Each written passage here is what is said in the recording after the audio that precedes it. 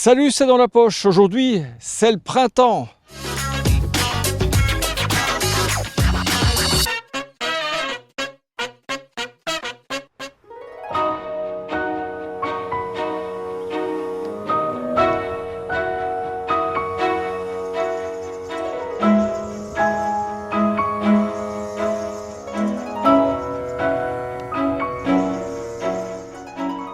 Nous sommes dans le magnifique parc du château de Presles, un parc ouvert au public pour admirer, regardez, ce merveilleux tapis de jonquilles en fleurs. Et pas loin d'ici, à Metal Group, ce ne sont pas les jonquilles qui fleurissent, mais la créativité entre les mains des designers de la gamme d'objets Scrap. On va voir ça.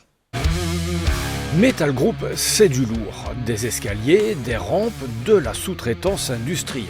Mais aujourd'hui, l'entreprise a décidé de se lâcher. Ça a démarré donc avec des ouvriers qui avaient un peu de temps et qui ont créé vraiment un petit meuble.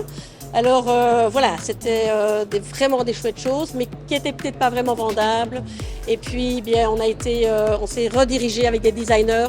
Le nom de ce nouveau concept, c'est Scrap. C'est ce qu'on a utilisé ici, c'est des chutes, quoi, simplement. C'est ça le Scrap. L'idée, c'était, on a plein de chutes, qu'est-ce qu'on en fait ? Et donc on a dessiné des porte-manteaux, des tabourets, des horloges. On se professionnalise finalement avec des designers. Ils sont deux, Patrick Evrart et Sylvain Buzine, à avoir relevé le défi. Travailler à Charleroi avec une entreprise de travail adapté et sur un projet avec une dimension environnementale, ça cochait toutes les cases pour moi. Donc la première visite chez Metal Group, elle était extraordinaire, où on nous disait, voilà, tout ce qu'il y a là devant vous, vous pouvez quasiment vous servir pour dessiner des objets. Et donc pour un designer, évidemment, c'est une aubaine sensationnelle. Un travail à deux têtes et à quatre mains. On a des profils assez différents, puisque moi, au départ, je suis un artiste. Donc je suis plus quelqu'un qui manipule les concepts et les idées. Sylvain, c'est un vrai designer industriel qui est capable de transformer une idée en produit. Le design, c'est dessiné avec des contraintes techniques, des contraintes de matériaux, des contraintes de coûts, etc. Et ici, on en avait quelques-unes. Ce tabouret, par exemple. Tout tient avec ceci. C'est un tabouret qui est censé être vendu et distribué par la Poste, notamment. Et donc, on avait comme consigne de pouvoir le démonter. Et donc, il fallait trouver un système pour que tout ça soit montable par l'utilisateur assez facilement, un peu du Ikea, si tu veux.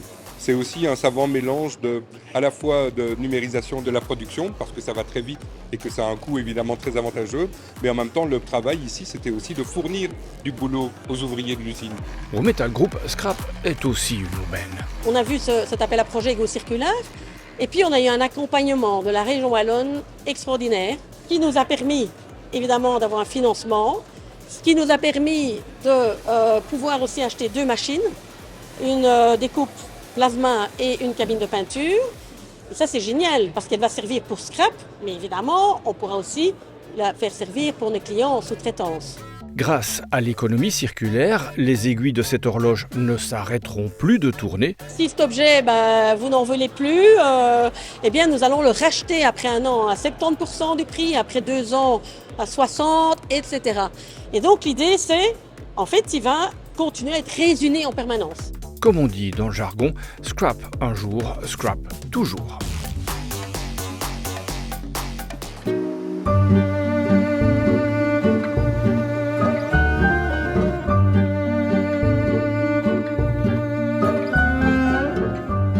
On reste à Charleroi, on va au BPS 22 qui vient d'inaugurer sa nouvelle exposition consacrée à l'artiste américain Banks Violet.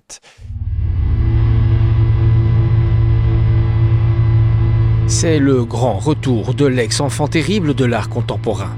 Son nom, Banks Violet.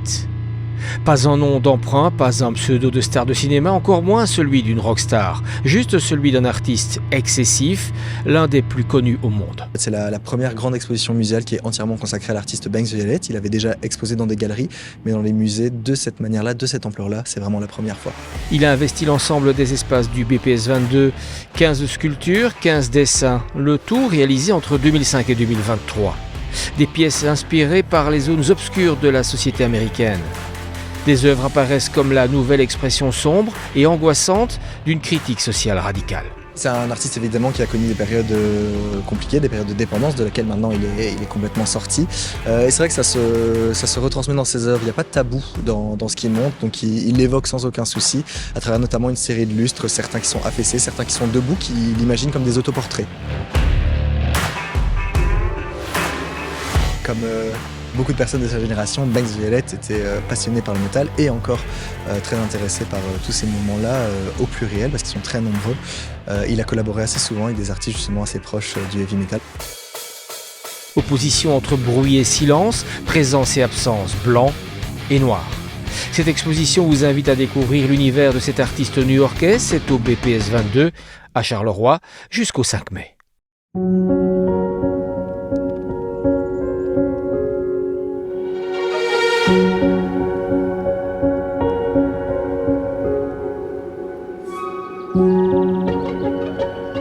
On quitte Charleroi, on va au Grand Tournu, l'ancienne cité minière également reconvertie en lieu culturel.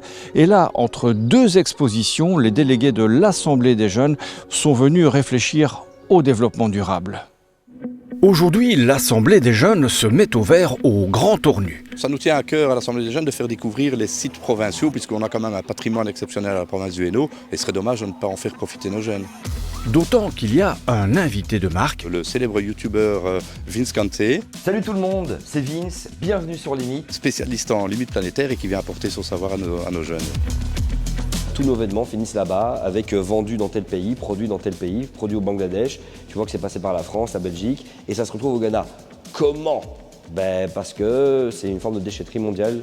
Tu t'es offert un jour des pompes à 850 €, t'as pas honte ? Grave. Aujourd'hui, je comprends pourquoi je l'ai fait, je sais quels sont les mécanismes qui m'ont amené à le faire. Je dois accepter aussi. Maintenant, j'ai pas honte, non, ça fait partie de mon passé. C'était complètement stupide. Là aujourd'hui, justement, c'est d'expliquer que je fais partie aussi des gros consommateurs d'une époque, que j'explique les tenants et les aboutissants, les patterns, et qu'est-ce que ça fait, pourquoi notre cerveau nous amène à le faire, mais surtout, qu'est-ce que ça fait sur le reste de la planète, sur la biodiversité, sur le vivant, sur le changement climatique, et pourquoi c'est très intéressant de comprendre que c'est du gaspillage inutile.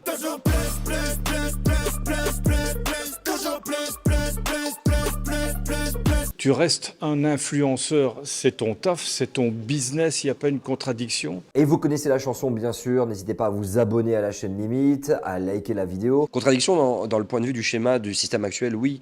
Et de nouveau, moi je veux bien essayer d'aller méditer dans la forêt avec les oiseaux, mais les oiseaux vont me dire c'est cool, tu nous emmerdes. C'est la merde. Il faut utiliser le système dans lequel on est, parce qu'il n'y a rien à faire, on est toujours dans un système ultra productiviste, surextractiviste. Qui signifie que la quantité d'énergie à investir pour réfuter des sottises est nettement supérieure à l'énergie qu'il a fallu pour les produire. On transforme le système de l'intérieur pour proposer des utopies, des alternatives, d'autres schémas narratifs, d'autres récits qui sont certains appuyés par la science, d'autres qui sont un petit peu nouveaux, et en fonction de ça, pouvoir naviguer vers autre chose. Moi, je rêverais de ne plus utiliser les réseaux sociaux, je rêverais de ne plus être dans ce schéma-là. Mais pour l'instant, c'est l'outil qui est là et c'est l'outil qu'il faut utiliser. Et donc l'idée, c'est d'essayer de faire en sorte que ce soit un petit peu moins la merde. Et en gros, les prédictions, c'est d'ici 2050, il n'y a plus du tout de reproduction. Ça n'a pas aidé le téléphone qu'on a mis au niveau de la poche, hein, tu vois. Tu mets le téléphone au niveau de ta poche, on a montré que juste à côté, les ondes, ça aide pas. Mais globalement, c'est surtout la pollution, surtout les pollutions chimiques, les microplastiques, tout ça altéré.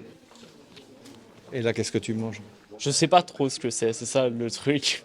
On ne va pas manger n'importe quoi puisqu'on travaille sur le développement durable à l'Assemblée des jeunes et donc aujourd'hui on aura droit à un food truck qui nous concocte un petit bol libanais. Plus de fibres, plus de légumes, c'est très bon absolument pour tout notre corps, c'est très bon pour, comme je vous ai dit, notre microbiote, qui est notre deuxième cerveau, il régule aussi beaucoup notre humeur. Moi je suis dans le truc de me dire, mieux vaut pas être triste, toujours sourire.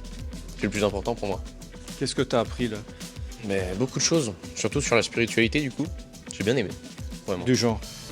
Qu'il faut arrêter d'être trop rapide, prendre le temps, la patience de faire les choses finalement, mais bien.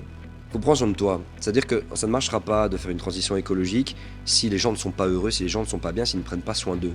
C'est clair que pour moi, ce serait plus intéressant d'avoir une vision plus positive du truc, dans le sens où depuis qu'on est petit, on nous dit à ma génération, oui, on fonce dans le mur par rapport au climat, etc.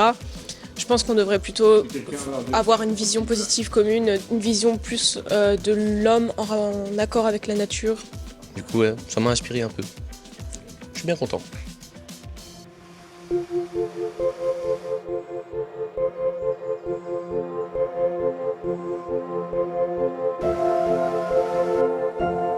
Voilà, c'est dans la poche, c'est terminé. On se retrouve la semaine prochaine et d'ici là, donnez-vous du bon temps. Ciao.